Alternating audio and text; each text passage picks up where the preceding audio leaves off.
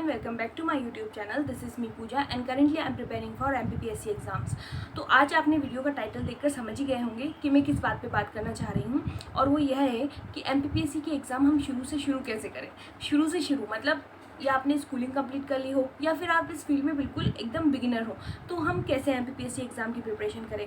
आपके मन में अक्सर ये सवाल आता होगा, या फिर उन लोगों के या उन बच्चों या उन स्टूडेंट्स के मन में कि कैसे हम स्टार्ट करें।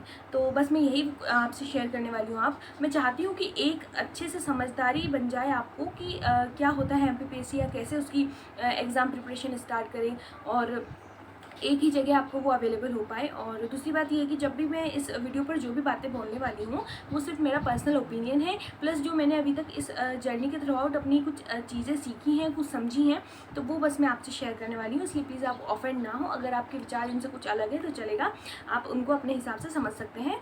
तो without any further delay let's get into this video. तो हमारा टॉपिक है how to start preparing for MPPSC।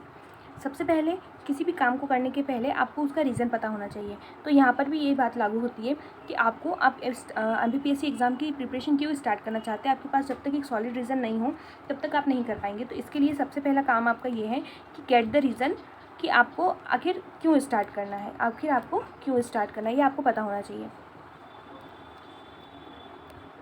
दूसरी बात यहाँ पर यह है कि आप जब भी कोई ऐसी बड़ी एग्ज़ाम देने जाते हैं तो ये एक लंबी प्रोसेस होती है। ऐसा नहीं कि आपने 2-4 महीने में प्रिपरेशन स्टार्ट की और आपका काम हो जाएगा, लेकिन ये एक लंबी प्रोसेस है। It's a process which takes time.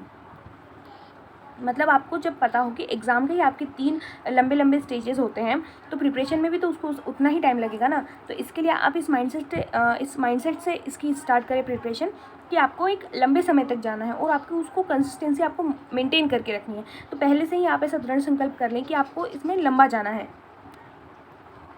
अब हम तीसरी स्टेज पर आ गए हैं कि हम कंफर्म हो गए हैं कि हमें अब इसको स्टार्ट करना ही करना है। क्योंकि अगर आपने ये दोनों स्टेजेस पार कर ली तो मतलब आप अब इस फील्ड में आने के लिए तैयार हैं, आप MPPSC एग्ज़ाम स्टार्ट करने के लिए तैयार है। तो आप कंफर्म कर लीजिए अपने आप को, शांति से अपना समय लेकर आप सोचिए। जब आप कंफर्म हो जाए तो हम आगे की स्टेप को फॉलो करेंगे।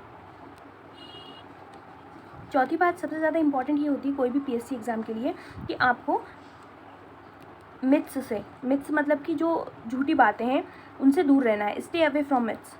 क्योंकि ऐसे इस फील्ड में काफ़ी ऐसे झूठी बातें फैलाई जाती हैं कि इंग्लिश मीडियम वालों का ज़्यादा सिलेक्शन होता है या हिंदी मीडियम वालों को नहीं होता है। तो ऐसा कुछ भी नहीं है। आप जब भी प्रिपरेशन स्टार्ट करेंगे तो आप खुद समझने लगेंगे कि पहला एग्ज़ाम जो होता है वो ऑब्जेक्टिव होता है, तो उसमें तो जो सही लगाओगे वो होगा ना, और इसमें दोनों अपनी मीडियम्स होते हैं। जब लेकिन मेंस की आंसर राइटिंग की बारी आती है तो आप जितना अच्छा आंसर लिखोगे आपको उतने अच्छे नंबर मिलेंगे। तो ऐसा कुछ भी नहीं होता है ऐसी फालतू बातों से, या फिर खूब सारी बुक्स पढ़ना, ये सब सारे मिथ्स होते हैं। तो हमें इनसे हमेशा दूर रहना है।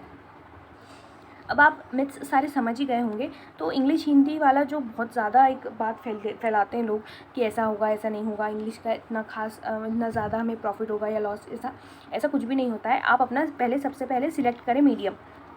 तो इंग्लिश या हिंदी, इसमें कुछ भी दिक्कत वाली बात नहीं है, इंग्लिश हो चाहे हिंदी। बस आपको ये है कि आप एक बार आपने अगर अपना मीडियम सेलेक्ट कर लिया, अब आपको उससे अगर मेंस देने की आपकी बारी आ गई है, आएगी ही अगर आप प्रिपेयर अच्छे से करेंगे, तो आपको उसमें जो आंसर राइटिंग जो करनी होगी वो आप इतने अच्छे से करें कि इंग्लिश हिंदी का उसमें कोई जजमेंट ही ना हो पाए।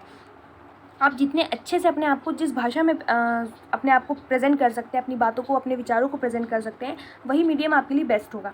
तो इसलिए हिंदी इंग्लिश के पचड़े में ना पड़े। जो आप हमेशा से पढ़ते आ रहे हैं या अपना अभी तक जो आपका मीडियम रहा है, अगर आप उसमें कंफर्टेबल है तो आप बिल्कुल वही लीजिए। लेकिन अगर आप ऐसा चाहते हैं कि अगर मैं हिंदी से और इंग्लिश में बेहतर कर सकता हूँ तो आप इंग्लिश में जाइए। अगर आप इंग्लिश से हिंदी में जाते हैं तो आप वैसे भी कर सकते हैं। मेरा जो मीडियम था इंग्लिश था, लेकिन फिर भी मुझे ऐसा लगता था कि मैं हिंदी में अपने जो थॉट्स हैं या अपनी प्रेजेंटेशन ज़्यादा अच्छे बेहतर तरीके से कर सकती हूँ, तो इसलिए मैंने हिंदी को ऑप्ट कर लिया। इसमें कोई भी दिक्कत वाली बात नहीं है, कुछ भी शर्म वाली बात नहीं है। हम अपने बेटरमेंट के लिए कर रहे हैं, तो कोई दिक्कत वाली बात नहीं है। तो देखिए, मैंने आपको ये जो 5 बातें बताई है ना, ये बहुत ज़्यादा इंपॉर्टेंट है। आपको अपनी प्रिपरेशन स्टार्ट करने के पहले इन चीज़ों को ज़रूर ध्यान रखना चाहिए, क्योंकि यही आपका बैकग्राउंड क्रिएट करेंगे। जैसे मैंने अभी आपको बताया कि एक पेंटिंग के लिए सबसे पहले हम उसका बैकग्राउंड सिलेक्ट करते हैं, फिर उसकी बॉर्डर सिलेक्ट करते हैं, फिर ही तो हम उसकी लिमिट के अनुसार उसमें कलर भरते हैं। तो इसके लिए सबसे पहले आप अपनी बॉर्डर सिलेक्ट कीजिए कि आखिर आप इस जो फील्ड में एंटर क्यों करना चाहते हैं, आप यहाँ से एंटर क्यों करना चाह रहे हैं। दूसरी बात ये है कि ये एक प्रोसेस है। जैसे पेंटिंग बनाने में हमें समय लगता है, वैसे ही कोई काम करने में हमें समय लगता है, तो MPPSC कोई अलग तो नहीं है, उसमें भी हमें टाइम लगेगा। अपना जब आपको कन्फर्मेशन हो जाए तो आप अपनी प्रिपरेशन स्टार्ट करें, लेकिन शुरू से ही आपको नेगेटिविटी से दूर रहना है। जो मिथ्स फैलाते हैं ना, इन लोगों से दूर रहना है। अपना अच्छा फ्रेंड सर्कल चुनना है, अपने जैसे लोगों को फॉलो करना है, और अपना मीडियम भी आप वही चुनें जिसमें आप कंफर्टेबल हो। इंग्लिश हिंदी का कोई लुभाव नहीं रखना है, कुछ प्रॉफिट कुछ लॉस नहीं होता है, बस आपका वे ऑफ प्रेजेंटेशन अच्छा होना चाहिए, जो कि सिर्फ मेंस में काम आता है और इंटरव्यू में भी। अगर आप जिस मीडियम में आप कंफर्टेबल होंगे उसी में आप इंटरव्यू देंगे, तो आपका इंटरव्यू अच्छा जाना चाहिए, तो इसलिए आप उसी मीडियम को फॉलो करें। तो आज के लिए वीडियो में बस इतना ही। अगर आपको मेरी कुछ बातें समझ में आई हों तो please do subscribe and like this video, and I'll see you soon.